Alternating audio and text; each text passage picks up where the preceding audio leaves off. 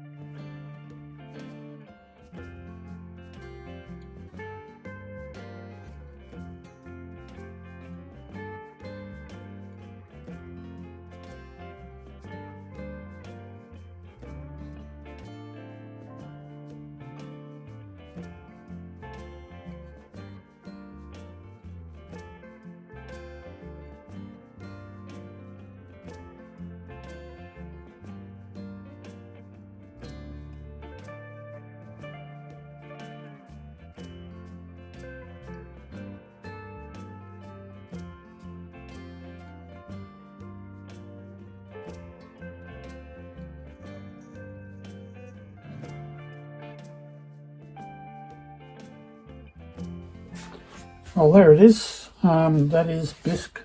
I'll just get something and show you. I think this will work. You can hear the ting of it there. So it is Bisque, at least to my understanding. Sadly, we've got a crack. You can see that there. And look, I'm not surprised. It's the first time I've tried to give this a go.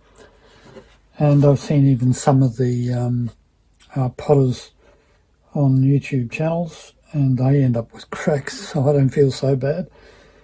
Regardless, I am going to glaze this and fire it, and we'll see how it goes, because I am curious just to see how well the glaze works.